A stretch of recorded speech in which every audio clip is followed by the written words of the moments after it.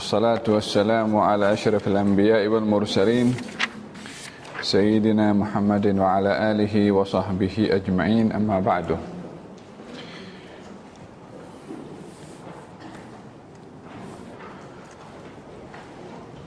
Yang menjadi keutamaan di dalam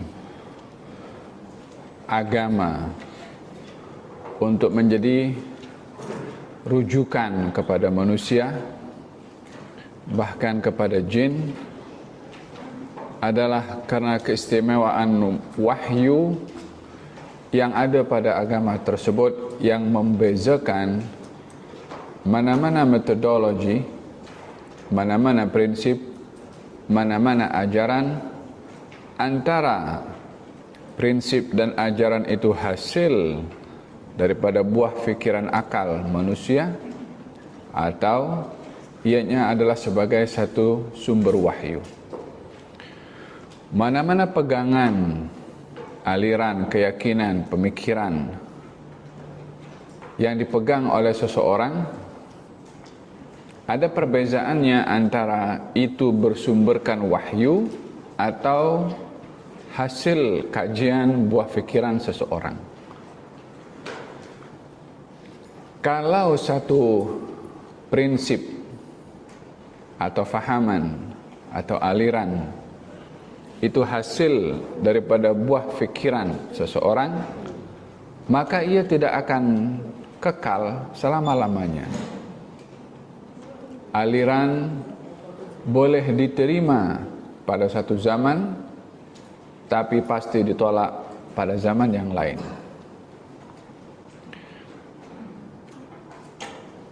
Komunis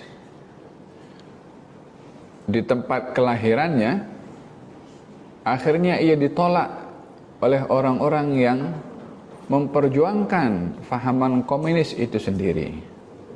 Apa sebabnya? Hasil daripada pemikiran manusia. Tetapi bila metodologi atau fahaman itu bersumberkan daripada wahyu, dan wahyu itu datang daripada Allah, daripada Tuhan, maka ia tidak akan berubah dengan perubahan zaman. Ia tidak akan bertukar dengan pertukaran generasi. Dan itulah agama. Baik itu agama yang Allah turunkan kepada nabi-nabi sebelum baginda Rasulullah atau termasuk kepada baginda Rasulullah, kekuatan yang ada pada agama ini adalah wahyu dari Allah, firman dari Allah, bukan akal fikiran sesiapapun. Termasuk para nabi pun juga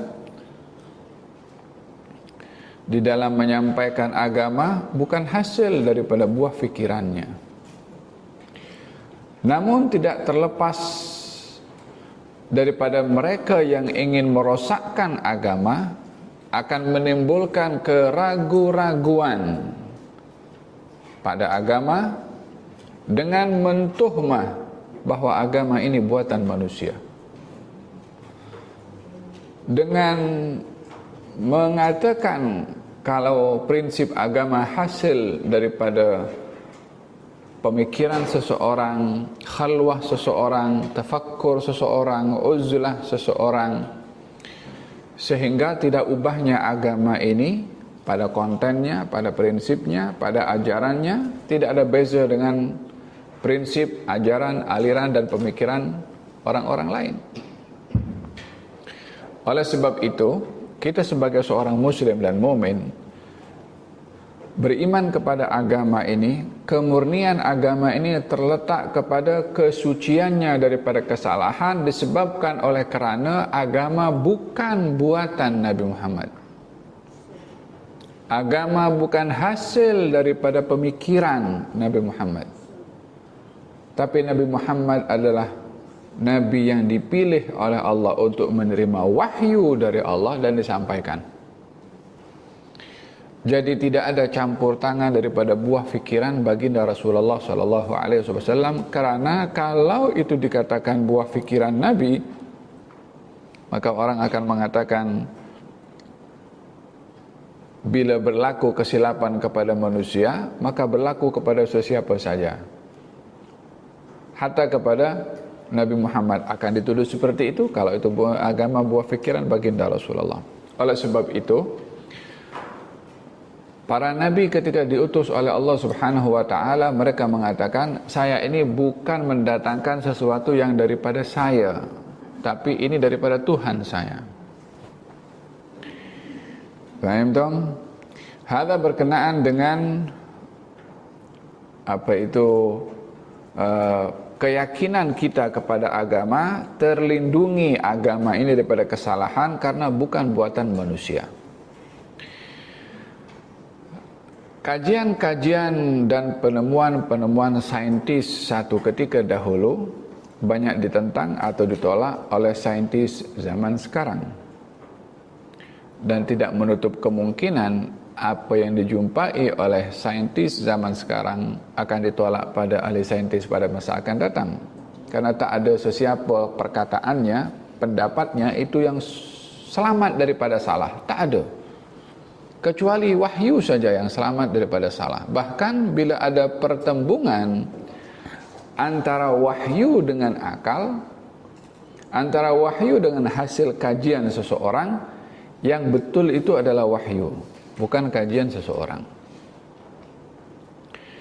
Saya bagi contoh ketika Sayyidina Abu Bakar As-Siddiq diberitahu oleh Abu Jahal, katanya Muhammad pergi ke Baitul Maqdis,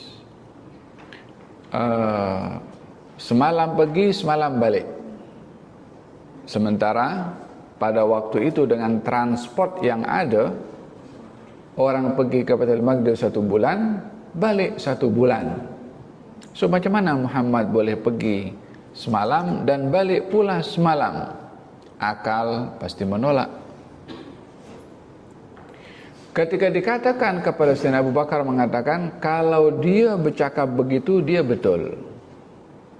Yani kalau Nabi bercakap dia pergi Baitul Maqdis, balik juga semalam, pergi semalam, balik semalam, yang betul dia. Yani aku tak memperbetulkan akal aku yang mengatakan pergi 1 bulan, balik 1 bulan, berbandingkan apa yang dikata oleh Nabi, pergi semalam, balik semalam, sebab percakapannya wahyu. Yang aku paham akal. Bila ada pertembungan antara wahyu dengan akal, maka wahyu didahulukan.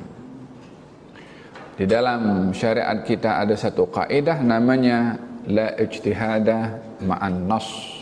Tak boleh ada ijtihad bila ada nas daripada Quran atau daripada hadis. Saya mulakan ini kerana pembahasan kita hari ini masih membahaskan tentang wahyu yang turun kepada baginda Rasulullah sallallahu alaihi wasallam pertama di Gua Hira, yaitu Iqra bismi rabbikal ladzi khalaq, khalaqal insana min 'alaq, Iqra wa rabbukal akram, alladzi 'allama bil qalam, 'allamal insana ma lam ya'lam. Cara penurunan wahyu itu pun juga unik, sebagaimana saya jelaskan pada pertemuan yang lalu. Katanya Jibril menampakkan bentuk wujud yang sebenar, dan ini adalah beyond daripada kemampuan manusia melihat keajaiban yang luar biasa yang tidak dapat mata manusia mampu untuk melihat ciptaan Allah sehebat malaikat Jibril. Mata ini ada kapasitasnya, ada batasan kemampuannya. Dia tak mampu kepada banyak perkara. Dia tak boleh melihat cahaya dengan begitu kuat. Terlihat kepada kilat saja mata akan teralihkan ke tempat yang lain. Bila melihat sesuatu yang menakjubkan, mata akan terbuka begini dan tercengang seseorang. Jadi pada kemampuan mata yang terhad tidak mampu untuk melihat malaikat secara hakikat. Tetapi itu diperlihatkan kepada baginda Rasulullah sallallahu alaihi wasallam. Itulah keajaiban atau yang lain daripada kebiasaannya orang untuk mendatangkan buah fikiran, selalunya dengan berfikir, dengan bertafakur, ataupun kalaupun ada ilusinasi itu suara saja.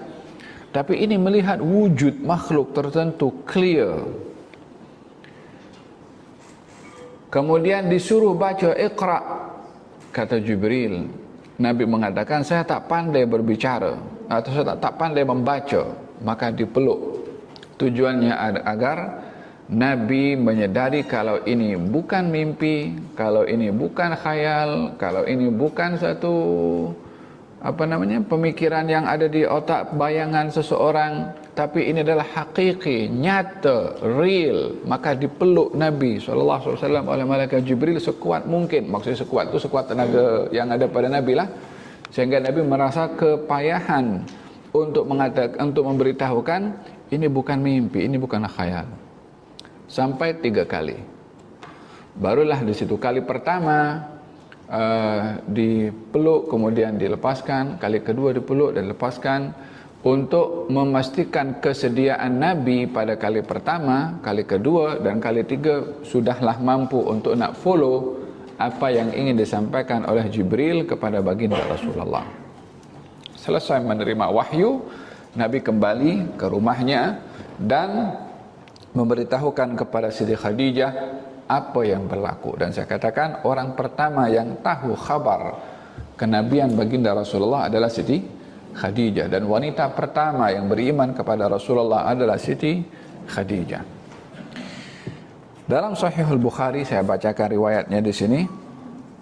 Saat Nabi kembali daripada Gua Hira dan datang ke rumah Siti Khadijah dalam keadaan menggigil badannya. Kemudian faqal zammiluni zammiluni, selimuti aku, selimuti aku. Maka diselimuti oleh Siti Khadijah, ditenangkan sampai gemetar dan menggigil itu reda. Faqala li Khadijah, maka Nabi berkata kepada Siti Khadijah apa yang berlaku di Gua Hira. Kemudian Nabi bersabda, mengatakan kepada Siti Khadijah, laqad khasyitu ala nafsi, saya ini takut ke atas apa yang berlaku kepada saya. Yang berlaku kepada saya tadi itu perkara yang nyata, bukan khayal. Cuma saya risau sumbernya yang datang kepada saya ini membawa kebaikan atau sebaliknya. Adakah ini perkara hak atau perkara batil? Di saat Nabi risau atas apa yang berlaku kepada beliau itu, justru membawa kebaikan atau tidak, Siti Khadijah menenangkan dan memberitahukan bahwa, mengatakan kepada Rasulullah, katanya, kalla wallahi la yukhziqallahu abadan. Tidak mungkin yang datang kepada engkau itu perkara yang tidak baik, dan Allah tidak mungkin akan menghina engkau dengan apa yang berlaku kepada engkau sebentar tadi. Innaka latasilur rahim, engkau suka menyambung tali silaturrahim. Wa tahmilu al-kal, yakni menanggung beban yang berat, yakni di dalam menjalankan hak orang lain. Kemudian wa taksibul ma'dum, dan kamu suka tolong orang susah. Wa tuqri adh-dhaif, engkau suka layan kepada tetamu. Wa tu'inu ala nawaibil haq, dan bila ada musibah engkau selalu membantu. Kata Siti Khadijah, diceritakan sifat-sifat akhlak-akhlak yang baik pada Rasulullah. Melayan tetamu, menjaga hubungan tali silaturrahim, bertanggung jawab ke atas beban yang diberikan kepadanya, membantu orang-orang yang susah, ambil berat pasal orang-orang miskin. Sifat-sifat itu yang dikenali kepada baginda Rasulullah sebelum Nabi diangkat menjadi Nabi. Kata Siti Khadijah mengatakan, sifat ini ada kepada engkau dan sifat ini baik, tak mungkin perkara tak baik berlaku kepada engkau. Dengan kata lain, orang itu kalau membiasakan dirinya memiliki sifat-sifat yang baik, maka dia tergolong kepada orang yang baik. Sebaliknya pun sama. Bila orang membiasakan diri dengan sifat-sifat yang tidak baik, maka dia otomatis akan menjadi orang yang tidak baik. Man 'asharal akhyar husyira mal akhyar wa in kana minal asyrar. Orang yang bersama dengan orang yang baik, maka dia akan dijadikan orang yang baik walaupun awalnya dia orang yang tidak baik. karena menjiwai sifat-sifat yang baik bersama dengan orang-orang yang baik. Namun Siti Khadijah tidak cukup sampai di situ di dalam menenangkan baginda Rasulullah SAW, dan kita perlu mengambil ibrah di sini. Bila ada di sekeliling kita, baik itu keluarga atau orang lain, khususnya keluarga, runsing, risau, bimbang, gelisah, kita tuh jangan tambah lagi bikin gelisah. Jadilah air kalau ada api supaya sejuk, jangan bagi minyak lagi. Walaupun kita risau, walaupun kita runsing, tapi kita jangan tunjuk runsing kepada orang yang runsing. Makin runsing orang itu.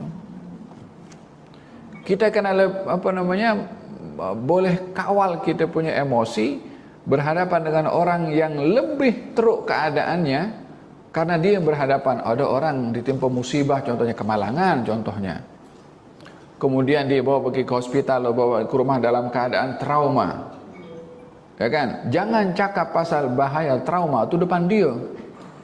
Oh, ini nampak panjang trauma ini, tak habis-habis ini. Makinlah orang itu tambah takut, tambah risau.